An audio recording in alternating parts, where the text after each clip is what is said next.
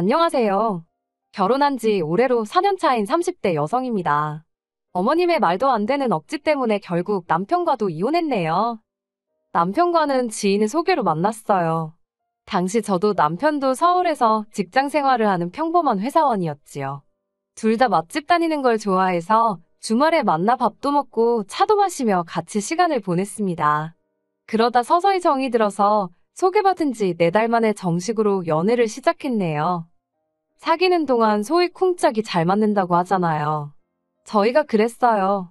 그 흔한 말다툼 한 번 없이 서로에게 안식처가 되어주며 인연을 만났지요.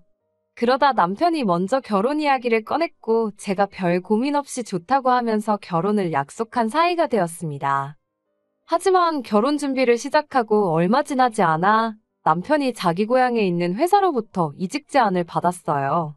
사실 남편이 회사 생활을 서울에서 하고 있긴 했어도 워낙 박봉을 받았던지라 서울살이가 녹록지 않다고 몇 번이고 저에게 하소연을 했었거든요. 그렇기에 고향으로부터 온 이직 제안을 놓치고 싶지 않은 눈치래요. 그리고는 혹시 제가 같이 가줄 수 있는지 묻더라고요. 솔직히 저는 평생을 서울에서만 살았기에 다른 지역에는 연고가 거의 없어요. 그렇다 보니 아무리 같은 대한민국이라고 해도 다른 지역으로 움직인다는 게 썩 내키지는 않았지요. 게다가 남편의 고향에서 제가 뭘 할 수 있을지 모르겠더라고요. 제 직업적 특성상 지방으로 갈수록 일자리가 소멸된다고 봐도 무방했으니까요. 그래서 결국 같이 못 갈 것 같다고 했어요. 그리고는 제 속마음을 솔직히 털어놓았네요. 그런데 남편이 말하기를 일은 안 해도 좋답니다. 저만 괜찮다면 전업주부로 살아도 된다며 자기가 평생 저를 책임지고 먹여 살리겠다고요. 워낙 남에게 신세지는 걸 좋아하지 않는 성격이라 남편의 그런 제안이 고맙기는 했지만 내키지는 않았어요. 사실 사람 마음이란 게 언제 어떻게 변할지 모르잖아요. 하지만 남편은 끝없이 저를 설득했고 결국 저는 남편의 고향으로 따라가기로 했습니다. 어찌나 매달리던지 한번 믿어보자 싶었던 거지요. 게다가 정말 운 좋게도 대학 선배의 도움으로 그 지역 안에서 일자리도 구하게 되었네요. 연봉도 서울 직장에 비교해도 크게 차이 나지 않았고요. 하지만 그렇게 남편의 고향으로 내려간 지 1년도 되지 않았을 무렵이었습니다. 남편이 이직한 회사 대표가 불미스러운 사건에 연루되면서 회사 급여가 밀리기 시작했다고요. 처음엔 남편이 급여를 제때 받지 못하고 있다는 사실도 저는 몰랐어요. 저희는 남편이 경제권을 가지고 있었으니까요. 제가 그 사실을 알게 된 건 다른 사람도 아닌 어머님을 통해서였습니다. 남편은 약속이 있다며 주말 아침부터 외출을 한 상황이었는데 어머님한테 전화가 왔어요. 어머님이 지금 이게 다 무슨 상황이냐며 저더러 빨리 시댁으로 오라고 하시대요. 전화기 너머로 들려오는 어머님 목소리가 찬바람이 쌩쌩 부는 것처럼 어찌나 냉랭하던지 모르긴 몰라도 큰일이 터졌구나 싶어서 바로 시댁으로 향했습니다. 참고로 시댁과 저희 집은 걸어서 15분이면 도착할 수 있을 만큼 가까웠어요. 시댁으로 향하는 내내 남편에게 계속 전화를 했지만 어쩐 일인지 통받지 않더라고요. 그리고 그 이유를 알게 되는 데는 오래 걸리지 않았습니다. 어머님이 현관을 열어주셨는데 어머님 등 뒤로 아버님 앞에 무릎 꿇고 앉아있는 남편이 보였으니까요. 친구를 만나러 간다는 사람이 시댁에서 저러고 있으니 황당하기도 하고 한편으론 남편이 도대체 뭘 얼마나 잘못했길래 30도 넘은 아들을 저렇게 꿇어앉혀 두셨나 싶대요. 그런데 어머님이 저더러 너는 왜 그러고 있냐며 너도 빨리 남편 옆에 가서 꿇어앉으라는 겁니다.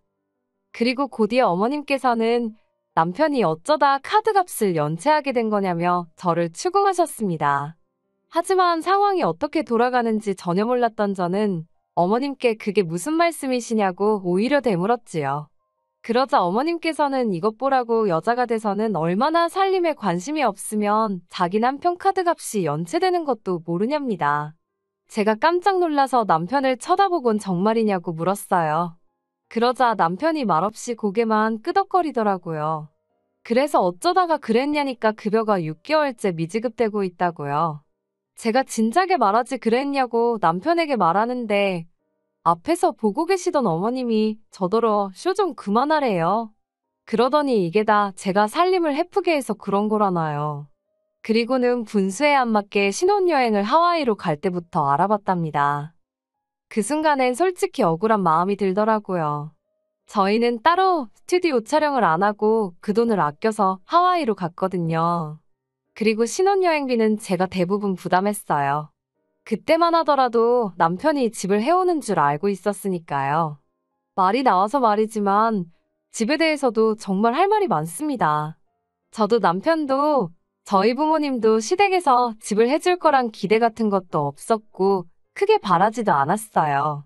그런데 상견례 자리에서 어머님이 먼저 당신이 집을 해주시겠다며 어찌나 생색을 내셨는지 모릅니다. 그리고 실제로 집을 해주시긴 했는데 집이라는 게 구축 빌라에 시댁에서 엎어지면 코다울거리일 줄 누가 생각이나 했겠어요? 그리고 그게 다가 아니었습니다. 어쨌든 어머님은 당신이 집을 해주셨으니 저희 쪽에서 예단이라던가 좀 제대로 해왔으면 좋겠다고 대놓고 요구를 하셨거든요. 그래서 혼수고 예단이고 이것저것 남한테 싫은 소리는 안 들을 만큼 했어요. 그런데 그 집에 대한 충격적인 사실을 알게 되었습니다. 어머님이 계속해서 이렇게 카드값이 연체된 게 저 때문이란 식으로 몰고 가니까 남편이 더는 안 되겠다 싶었는지 대뜸 큰 소리를 내더라고요. 왜 멋대로 집을 계약해서 일을 이렇게 크게 만드냐고요. 처음엔 옆에서 들으면서도 무슨 소리를 하는 건지 이해를 못했어요. 그런데 남편 하는 말이 저희가 사는 집이 남편 명의가 아니라는 거예요. 집은 어머님 명의로 되어 있었고 어머님이 계약금이랍시고 내주신 4천만 원을 제외한 모든 게 대출이라고요. 그리고 그 대출은 어이없게도 저희 남편이 갚고 있었답니다. 어머님이 월세 대신 낸다 생각하고 갚으라고 했다나요? 황당해서 어머님 아버님이 계신 것도 잠시 잊은 채 저도 모르게 한숨을 내쉬었습니다.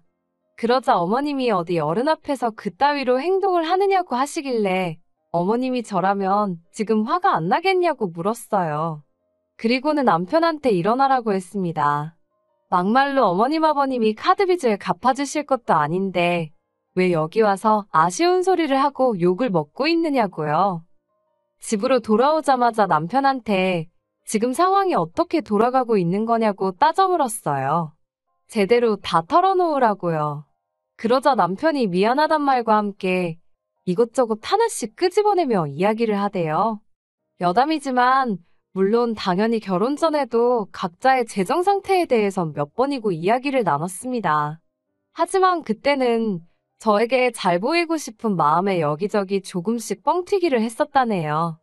모아둔 돈이 5천만 원 있다고 하지 않았냐, 그건 다 어디 있냐고 물으니 그건 차를 사면서 다 써버렸답니다. 저한테는 리스라고 했던 차였어요.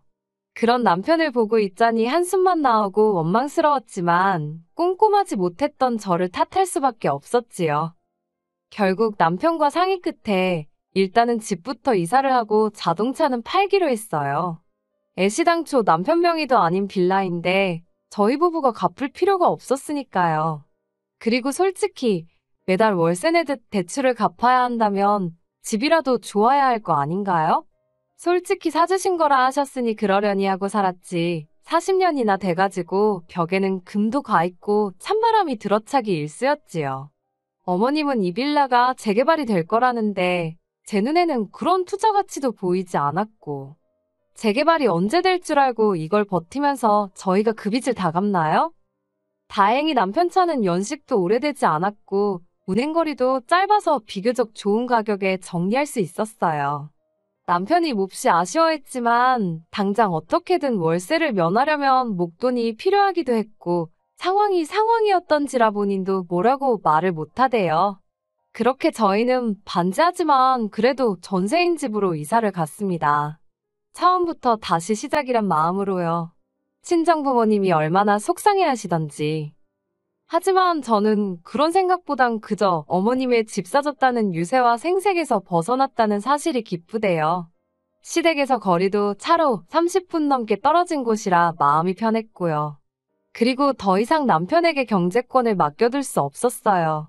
그래서 경제권을 모두 제가 가지고 왔습니다. 비로소 모든 것이 제자리를 찾아가는 느낌이었달까요?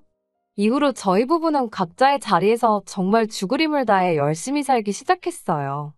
남편은 퇴근한 뒤에는 대리운전과 배달을 하며 돈을 벌었고, 저는 저대로 아는 지인들을 통해 일감을 받아와 새벽까지 컴퓨터를 붙들고 씨름을 했지요. 신혼이고 임신이고 그런 건 생각할 여력이 없었어요. 남편은 남편대로 저에게 미안해했고, 저는 저대로 친정부모님을 실망시킨 것도 그렇고, 아무튼 저희 두 사람 다 하루빨리 이 반지하를 탈출해야겠다는 생각뿐이었네요. 그러다 한 3달쯤 됐을 거예요. 어머님이 다급한 목소리로 연락을 해오셨어요. 아버님이 식당 주차장에서 차에 치이셨다고요.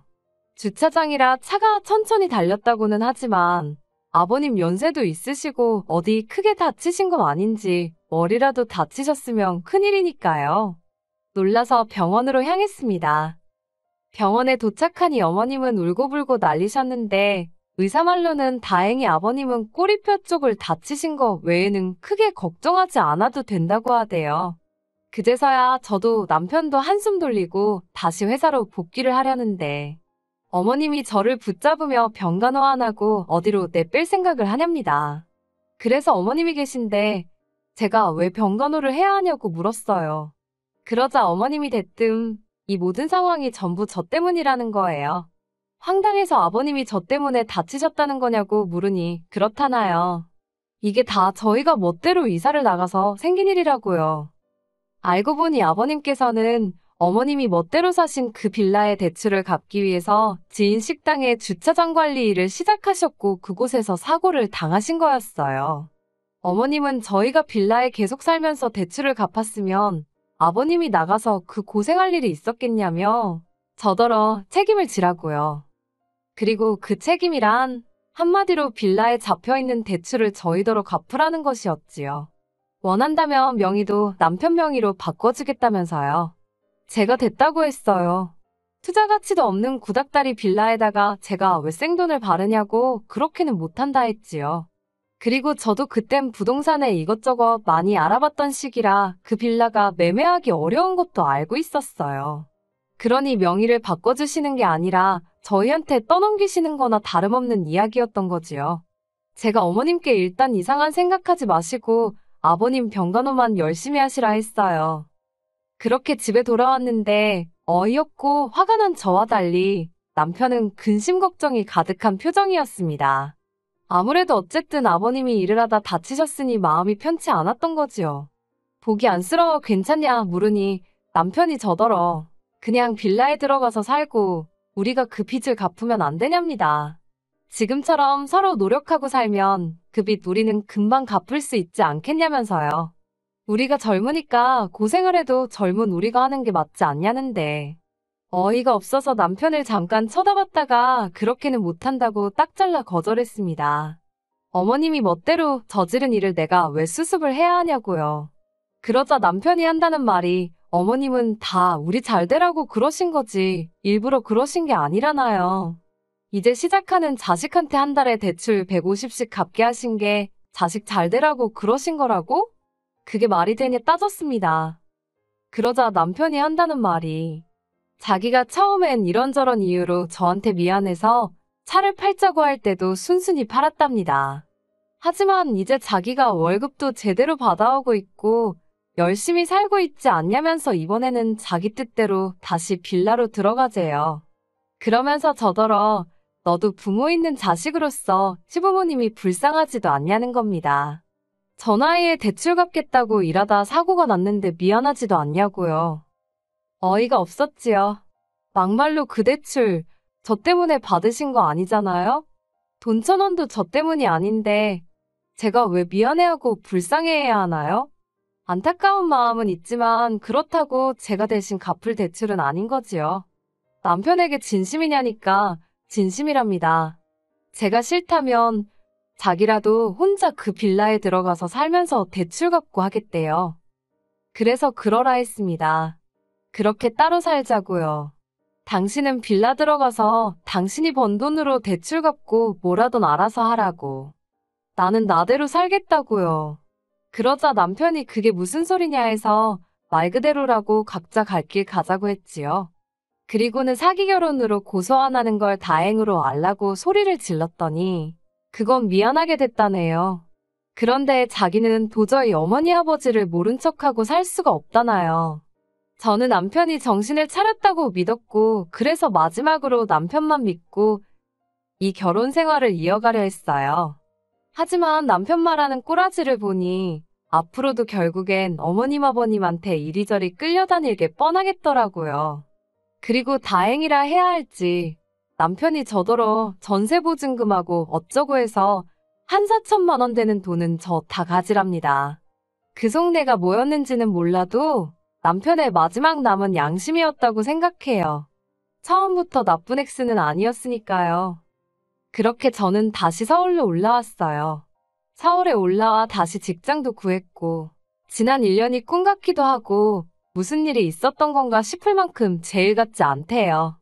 한편 남편은 기어이 그 빌라에 들어갔답니다. 그리고 어이없게도 제가 서울에 올라와 직장을 구하던 시기에 남편 회사는 결국 문을 닫았더군요. 남편이 술에 취해 전화를 해와서는 저랑 살 때가 그래도 좋았다며 그때 자기가 눈에 뭐가 씌었었나 보다고 미안하다 하는데 그냥 대출 잘 갚고 잘 살라고 한마디 해주고 말았습니다. 그래도 아버님이 다치고서 남편의 속내를 볼 수 있었으니 다행이에요. 그렇지 않았으면 결국 의미 없는 결혼 생활만 더 길어졌을 테니까요. 저는 제가 한 결정에 요만큼도 후회는 없습니다.